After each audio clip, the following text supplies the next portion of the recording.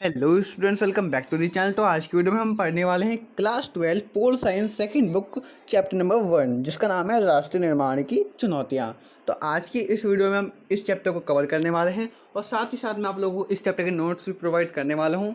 और इस चैप्टर के नोट्स की जो PDF है आपको नीचे डिस्क्रिप्शन में मिल जाएगी, तो आप जाके डाउनलोड कर सकते हो इस चैप्टर के नोट्स की PDF। तो पहले हम इस चैप्टर को अच्छे से समझते हैं। तो ये पार्ट 1 वीडियो है इस चैप्टर की, पार्ट 2 वीडियो कल आएगी। तो आज की इस वीडियो में हम पार्ट 1 में देखते हैं क्या क्या समझ सकते हैं। तो चलिए वीडियो को स्टार्ट करते हैं। बट अगर आप चैनल पर नए, चैनल को सब्सक्राइब कर लीजिएगा, वीडियो को लाइक कर लीजिएगा। तो चलिए वीडियो को स्टार्ट करते हैं। तो चलिए इस चैप्टर को हम समझते हैं। फर्स्ट ऑफ ऑल आप इस चैप्टर का नाम सुनकर ही समझ गए होंगे कि ये चैप्टर किस पर बेस है। चैप्टर का नाम है राष्ट्र निर्माण की चुनौतियाँ। मतलब जब राष्ट्र का निर्माण हो रहा था तो उस समय जो चुनौतियाँ आई थी, मतलब मुश्किलें आई थी, तो वो इस चैप्टर में बताई गई हैं। तो चलिए इस चैप्टर को एक तरीके से कहानी की तरह पढ़ेंगे, जिससे कि आप लोगों को इस चैप्टर में मज़ा आए चैप्टर पढ़ने में और चैप्टर आपको याद भी हो जाए। तो कहानी की तरह हम इस चैप्टर को पढ़ने वाले हैं। आई होप कि आज की वीडियो पसंद आ जाएगी। तो चलिए हम जानते हैं। अगर हम शुरुआत करें पहले की, तो 14 अगस्त से लेके 15 अगस्त मतलब 1947 में 14 अगस्त से 15 अगस्त के मध्य रात्रि में, मतलब रात को 12 बजे देश आज़ाद हो गया था। देश कौन सा? भारत। तो भारत देश आज़ाद हो गया था रात को 12 बजे 14 अगस्त से 15 अगस्त के बीच में। उसी बीच जवाहरलाल नेहरू जी ने संविधान सभा को संबोधित करने के लिए एक महत्वपूर्ण, मतलब एक प्रसिद्ध, मतलब सबसे फेमस एक भाषण दिया था, जिसका नाम है भाग्यवधु से चिर प्रतीक्षित भेंट, जिसको हम इंग्लिश में कहते हैं ट्रिस्ट विथ डेस्टिनी। अब मैं आपको बता दूं कि यह क्वेश्चन बन सकता है 1 नंबर का, और ये कई बार पूछा भी गया है CBSE के बोर्ड एग्जाम्स में। तो आपको ये याद रखना है कि जो जवाहरलाल नेहरू जी ने जो भाषण दिया था संविधान सभा को संबोधित करने के लिए, तो वो कौन सा भाषण? तो आपको याद रखना है ट्रिस्ट विथ डेस्टिनी, जो इंग्लिश में कहते हैं, और हिंदी में उसको कहते हैं भाग्यवधु से चिर प्रतीक्षित भेंट। तो आपको याद रखना है। ओके, तो चलिए अब हम आगे बढ़ते हैं। तो चलिए अब नेक्स्ट पॉइंट के बारे में बात कर रहे हैं। नेक्स्ट पॉइंट है आज़ादी से पहले या फिर आज़ादी के बाद के समय जो दो बातें हुआ करती थी, जो इन दो बातों से लोग सहमत हुआ करते थे, जितने भी लोग थे सहमत थे।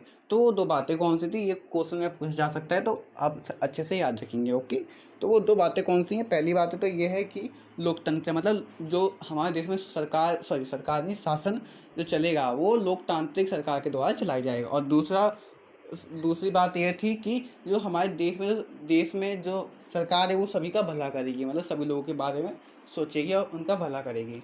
तो इन दो बातों का आपको याद रखना है कि वो दो कौन सी बातें थी जिन बातों से लोग सहमत हुआ करते थे। ओके, अब बात करते हैं नेक्स्ट पॉइंट के बारे में। नेक्स्ट पॉइंट है 1947 को त्रासदी भरा काल भी कहा जाता है। अब त्रासदी का मतलब होता है दुखद, मतलब सबसे दुखी भरा काल।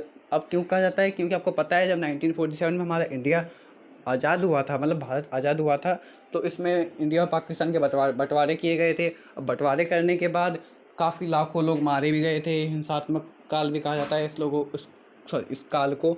और इस काल में मतलब एक हिंसात्मक सबसे खतरनाक काल भी कहा जाता है, क्योंकि इसमें बस आप खुद सोचिए लाखों लोग मारे जा रहे थे। क्योंकि जो पाकिस्तान में थे, पाकिस्तान में से लोग मार के इंडिया में भेजते थे ट्रेनों के द्वारा, और जो इंडिया में थे, इंडिया में पाकिस्तानी लोगों को मार के भेजते थे पाकिस्तान में ट्रेन के द्वारा ही। तो अब इससे आप अंदाज़ा लगा लीजिए कि कितना दुखद भरा काल रहा था। इसलिए 1947 को त्रासदी भरा काल भी कहा जाता है। अब नेक्स्ट पॉइंट आता है राष्ट्र समाज की 3 प्रमुख चुनौतियाँ कौन कौन सी थी। तो अब हम पढ़ेंगे राष्ट्र समाज की जो 3 प्रमुख चुनौतियाँ हैं। ये आपको याद रखना है कि वो 3 प्रमुख चुनौतियाँ कौन कौन सी हैं राष्ट्र समाज की। तो चलिए हम फर्स्ट पॉइंट जानते हैं। पहला पॉइंट है एकता के सूत्र में बांधना, मतलब एकता स्थापित करना देश में। पहली चुनौती तो यही थी, क्योंकि एकता स्थापित करना सबसे बड़ा मुश्किल काम था। ओके, और दूसरी चुनौती थी लोकतंत्र स्थापित करना। लोकतंत्र स्थापित करना भी सबसे बड़ी चुनौती थी सरकार के लिए। अब बात करते हैं तीसरी चुनौती के बारे में। तो अब बात करते हैं तीसरी चुनौती के बारे में। तो तीसरी चुनौती है कि सरकार सभी का भला कैसे करेगी। तो आपको याद रखना है कि पहली चुनौती है एकता स्थापित करना, सेकंड चुनौती है लोकतंत्र स्थापित करना, एंड थर्ड चुनौती है सरकार सभी लोगों का भला कैसे करेगी। तो ये 3 प्रमुख चुनौतियाँ आप लोगों को याद रखनी है, पेपर में पूछे जा सकते हैं, क्योंकि यह कई बार पूछा गया CBSE बोर्ड एग्जाम्स में भी। तो आपको याद रखना है कि सरकार नहीं, जब देश आज़ाद हुआ था उस समय सरकार के सामने 3 प्रमुख चुनौतियाँ कौन कौन सी थी। तो आपको याद रखना है, पहली एकता, दूसरी लोकतंत्र, एंड तीसरी सरकार सभी का भला कैसे करेगी, मतलब नियोजित। आप समझ जाइएगा। तो अब बात करते हैं नेक्स्ट टॉपिक के बारे में। चलिए अब हम आगे बढ़ते हैं। तो आगे आपको अभी 4 पॉइंट्स दिखाई दे रहे होंगे स्क्रीन पे। तो वो 4 पॉइंट्स को पहले आप एक बार गौर कर लीजिएगा, ध्यान से देख लीजिए, उसके बाद हम इन 4 पॉइंट्स के बारे में डिटेल में पढ़ेंगे। तो पहला पॉइंट है 565 रजवाड़े हुआ करते थे। आपको याद रखना कि सरकार मतलब वन वर्ड में पूछा जा सकता है कि पहले के समय में मतलब जब देश आज़ाद हुआ था उस समय कितने रजवाड़े हुआ करते थे। तो उस समय 565 रजवाड़े हुआ करते थे। अब माउंटबेटन ने कह दिया था कि माउंटबेटन, आप पूछोगे कौन है, मैं आपको बता दूं कि जब देश आज़ाद हो रहा था तभी वहाँ ब्रिटिश सरकार का ही एक लीडर हुआ करता था जिसका नाम था माउंटबेटन। तो माउंटबेटन ने एक चाल चली थी। अब उस चाल के बारे में हम आगे पढ़ेंगे। तो माउंटबेटन ने ये तो बोल रहे क्या था स्वतंत्र हो, बट आप लोग बोलोगे कि अच्छा बोल रहा हो, नहीं, वो एक्चुअली उसकी एक चाल थी। उस चाल के बारे में हम आगे पढ़ेंगे। तो नेक्स्ट पॉइंट है विभाजन, विस्थापन और पुनर्वास। तो इस टॉपिक के बारे में हम आगे पढ़ेंगे। इसका मतलब क्या क्या होता है मैं आपको आगे बताऊंगा। अब नेक्स्ट लाइन है द्विराष्ट्र सिद्धांत क्या होता है, और द्विराष्ट्र सिद्धांत में हिंदू मुस्लिमों के बारे में पढ़ेंगे। और लास्ट पॉइंट यह है कि जब हिंदू और मुस्लिम का बंटवारा हुआ था वो किस तरीके से हुआ था, मतलब किस तरीके से अलग अलग हुए थे। तो ये 4 पॉइंट्स को हम आगे डिटेल में पढ़ने वाले हैं। और आपको एक लाइन याद रखनी है कि मुस्लिम लीग क्या होती है और मुस्लिम लीग कब आई। तो आपको बता दो कि मुस्लिम लीग 1906 में आई थी। अब मुस्लिम लीग क्या होती है तो आपको आगे मैं बताऊंगा डिटेल में, बट आपको याद रखना है, पेपर में पूछा जा सकता है वर्ड में कि मुस्लिम लीग कब आई। तो मुस्लिम लीग 1906 में आई थी। तो आपको ये याद रखना है। अब आगे पढ़ते हैं नेक्स्ट टॉपिक के बारे में। अब हम पढ़ेंगे द्विराष्ट्र सिद्धांत क्या होता है। तो द्विराष्ट्र सिद्धांत के तहत एक तरफ मतलब अब भारत मतलब ब्रिटिश इंडिया हुआ करती थी पहले, ठीक है। अब ब्रिटिश इंडिया के 2 भाग कर दिए गए थे द्विराष्ट्र सिद्धांत के तहत, मतलब 2 कौमें बना दी गई थी, जो एक तो थी पाकिस्तान और एक थी भारत। तो पाकिस्तान के भी 3 भाग कर दिए गए थे। पहला था पूर्वी पाकिस्तान, दूसरा था मिडल के बीच भारत, और थर्ड था पश्चिमी पाकिस्तान। अब आप बोलोगे कि अब द्विराष्ट्र सिद्धांत कैसे आया। तो आपको बता दूं कि जो द्विराष्ट्र सिद्धांत था मुस्लिम लीग के द्वारा आया था। मुस्लिम लीग में आपको बता दूं कि मुस्लिम लीग क्या होती है। तो मुस्लिम लीग मुसलमानों के लिए हितों के लिए, मतलब मुसलमानों के लिए हित के लिए बोलती थी। ये लोग बोलते थे कि मुसलमानों के लिए एक अलग से देश होना चाहिए। ओके, तो मुसलमानों के लिए एक नई लीग तैयार की गई थी, मुस्लिम लीग। तो मुस्लिम लीग कब आई थी, अभी मैंने कुछ देर पहले आपको बताया था, मेरे को कमेंट करके जरूर बताएगा कि मुस्लिम लीग कब आई थी। ओके, तो मुस्लिम लीग ने द्विराष्ट्र सिद्धांत का निर्माण किया। अब द्विराष्ट्र सिद्धांत के तहत अब यह था कि भारत अलग और पाकिस्तान अलग। अब एक मैं बात आपको बताना भूल गया हूँ कि अभी आपको स्क्रीन पर दिख रहा होगा, जो पश्चिमी पाकिस्तान के जो नेता थे वो खान अब्दुल गफ्फर खान थे, जो कि द्विराष्ट्र सिद्धांत के खिलाफ हुआ करते, मतलब इनको पसंद नहीं था ये द्विराष्ट्र सिद्धांत। बट मुस्लिम लीग ने ये द्विराष्ट्र सिद्धांत का निर्माण कर दिया था। बट जो खान अब्दुल गफ्फर खान थे ये खिलाफ थे द्विराष्ट्र सिद्धांत के। तो आप समझ गए होंगे कि द्विराष्ट्र सिद्धांत क्या होता है, और आप ये भी समझ गए होंगे कि मुस्लिम लीग क्या होता है। ओके, अब बात करते हैं नेक्स्ट टॉपिक के बारे में। तो अब नेक्स्ट टॉपिक है विभाजन की प्रक्रिया क्या थी हिंदू और मुसलमानों के बीच, मतलब जब हिंदू और मुसलमानों को बंटवारा किया गया था तो उनको अलग अलग कैसे किया गया था।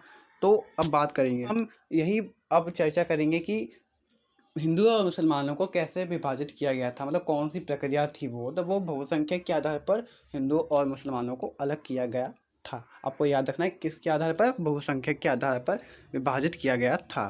तो बात करते हैं आगे।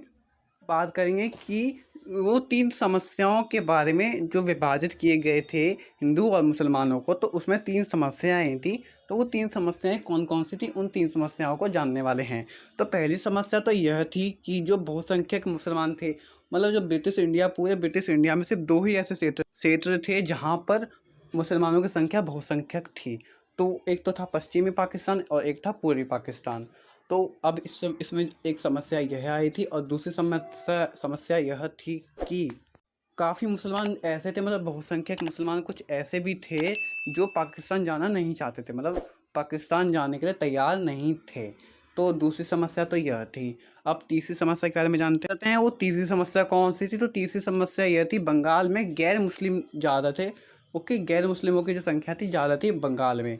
और कुछ मुसलमान तो ऐसे भी थे कि जब हमारा देश आज़ाद हुआ था, आज़ादी से पहले वो मुसलमान रहा करते थे। तो आज़ादी जैसे ही हमारे देश को आज़ादी मिली तो उनको पता भी नहीं था कि वो पाकिस्तान में है कि भारत में, मतलब अब वो एक तरीके से बीच में आके खड़े हो गए थे। मतलब उनको यह नहीं पता था कि वो पाकिस्तान में है भारत में, क्योंकि जब आज़ादी से पहले वो ब्रिटिश इंडिया में रहा करते थे, क्योंकि जब हिंदू और मुसलमान एक साथ रहा करते थे एक ही देश में। जब बंटवारा हुआ आज़ादी के बाद तो कुछ मुसलमान ऐसे रह गए थे, मतलब कुछ भी नहीं, काफ़ी मुसलमान ऐसे थे जो कि अब एक तरीके से बीच में आके खड़े हो गए थे कि अब वो ना ही वो वो कहाँ, सॉरी, भारत में है या फिर पाकिस्तान में, उनको यह नहीं पता था। तो यह सबसे बड़ी समस्या आई थी। और एक चौथी समस्या भी थी, वो मैं आपको ऐसे ही बता दे रहा हूँ, बट मेन 3 समस्याएं थी और चौथी समस्या ये है अल्पसंख्यकों की समस्या। तो अभी आई थिंक आज की वीडियो थोड़ी बड़ी बन चुकी है, तो आगे हम कंटिन्यू करेंगे नेक्स्ट पार्ट में विभाजन के परिणाम क्या थे। ओके, तो नेक्स्ट पार्ट कल आ जाएगा। तो अभी आज की वीडियो सिर्फ इतनी ही। आई होप कि आज की वीडियो पसंद आई हो। अगर आपको कुछ भी डाउट्स हो तो मेरे को कमेंट करके पूछ सकते हो, और हमारे इंस्टाग्राम को फॉलो कर लीजिएगा। इंस्टाग्राम आईडी है mentiEducate23। तो आप वहाँ पर आकर डायरेक्टली मुझसे क्वेश्चन पूछ सकते हो। तो चलिए वीडियो करते हैं पर and. Thank you so much.